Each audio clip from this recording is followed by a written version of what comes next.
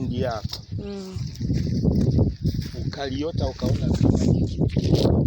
kama unapata picha ya mambo fulani au unapata picha ya maisha fulani mbele yako, usipuuze. Yaani usije siku moja ukasema sasa hivi na mimi na wakati kama ujinga tu. Yani mimi huwa ninawaza, kuna wakati nawaza lakini naona kama nawaza ujinga. Ukisema hivyo umepuuza ile sauti ya Mungu inayokuja kwako, au uweza wa Mungu unaokuonyesha kitu mbele. Kwa hiyo usikipuuze, upe muda alafu utulie, chenyewe kitakuja.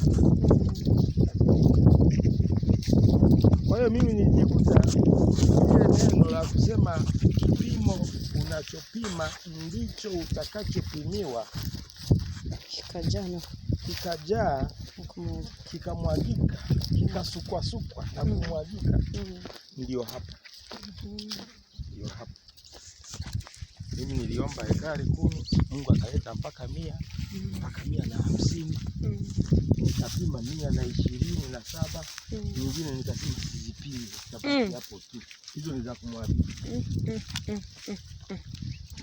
Okay. Watu wakaleta mnyama.